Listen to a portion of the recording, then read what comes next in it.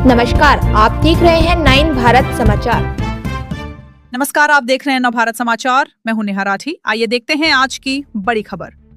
केंद्र सरकार द्वारा चलाई जा रही अग्निवीर योजना का कर्नल राम रतन नेगी, प्रदेश अध्यक्ष पूर्व सैनिक विभाग उत्तराखंड कांग्रेस द्वारा विरोध किया गया और सैन्य बहुल उत्तराखंड में अग्निवीर योजना समाप्त करने की मांग के साथ ही पुरानी व्यवस्था को लागू करने और बेरोजगार युवाओं के रोजगार के अधिकार और भर्ती घोटाले पर रोक लगाने की मांग की गई।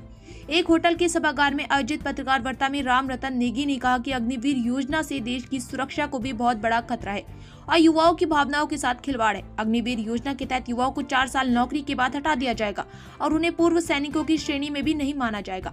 ऐसे में उत्तराखंड राज्य से सैनिक बनने और फौज में जाने का सपना लिए बैठे बेरोजगार युवाओं के साथ अन्याय है। उन्होंने कहा कि उनके द्वारा पूरे प्रदेश में जाकर लोगों को जागरूक किया जा रहा और अग्निवीर योजना के बारे में पूरी जानकारी दी जा रही।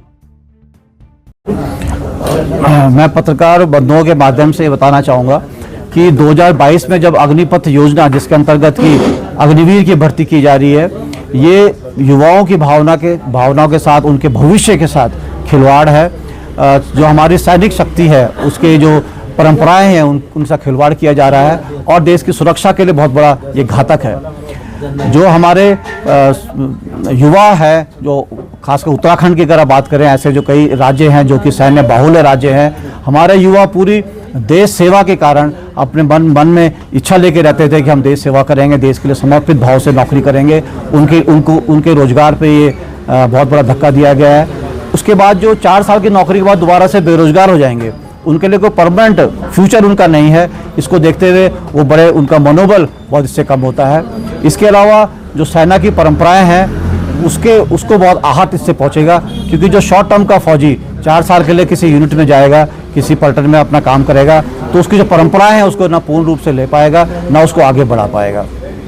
इससे बड़ी बात और है कि केंद्र सरकार ने ये योजना लाने के बाद जो हमारे देश की सुरक्षा के ऊपर इससे बहुत बड़ा खतरा होएगा, क्योंकि एक 4 साल का सैनिक जो कॉन्ट्रैक्ट बेसिस पे फौज को दिया जाएगा, वो सेना के कठिन परिस्थितियों में और सेना की जो रिक्वायरमेंट पड़ेगी ऑपरेशंस में, वार में, उस टाइम पे वो अपने को संपूर्ण रूप से अपने सक्षम नहीं पाएगा, क्योंकि उसकी ट्रेनिंग कम है, उसका आगे का भविष्य कुछ नहीं है। वो अपने आगे के भविष्य के बारे में सोचेगा और वो हार्डन सोल्जर नहीं है, क्योंकि उसने विभिन्न एरियाज में, विभिन्न टेरेन में काम नहीं किया है।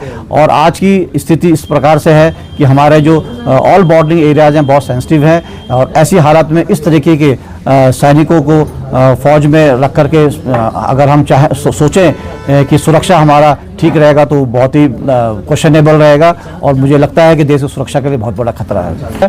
कि युवाओं के हित को देखते हुए, सैन्य परंपराओं के हित को देखते हुए और देश की सुरक्षा को बचाने के लिए हमें इस अग्निपथ योजना को तुरंत ख़त्म कर देना चाहिए, पुरानी प्रणाली को लागू करना चाहिए और जो अभी सैनिक हमारे हैं उनको अच्छी ट्रेनिंग दे करके उनको नियमित रूप से रेगुलर कर देना चाहिए।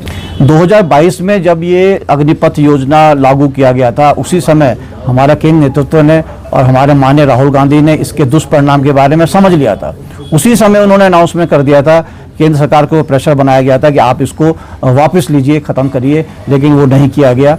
तो उसके अभी केंद्र नेतृत्व के निर्देश पे पूरे देशव्यापी आंदोलन ये चल रहा है।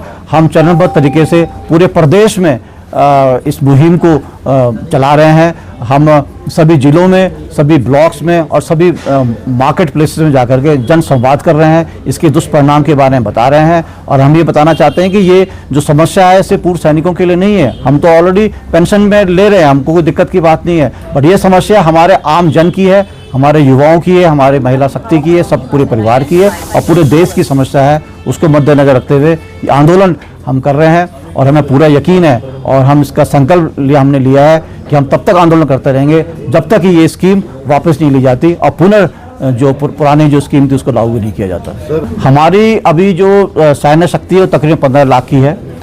हर साल 80,000 की भर्ती हुआ करती थी, उसको घटा करके अभी हर साल तकरीबन 47,000 की भर्ती होती है। और इसके अलावा जो अग्निवीर भर्ती होता है वो 4 साल के बाद इसमें से 75% घर वापस आ जाएगा और 25% ही रह जाएगा। तो हम देखेंगे कि अगले 7-8 साल के स्पैन में तकरीबन 4-5 लाख की हमारी स्ट्रेंथ जो है कम हो जाएगी, जो कि घट के 9-10 लाख रह जाएगी। आज जो हमारा जो बॉर्डर एरियाज बहुत सेंसिटिव हैं, उसको देखते हुए ये बहुत बड़ा सुरक्षा के लिए बहुत बड़ा खतरा है और अगर ठीक तरीके से इसको नहीं संभाला गया तो देश को बहुत खतरा रहेगा। और अगर हमारा देश बॉर्डर्स में सुरक्षित नहीं रहेगा तो हम जो विकास की बात करते हैं, यहाँ पे अच्छे अच्छे और कानूनों की बात करते हैं, उसको मतलब नहीं रह जाता है। प्रथम जो उद्देश्य होना चाहिए, देश की सुरक्षा होनी चाहिए, उसके लिए सैन्य बल को कमजोर नहीं करना चाहिए।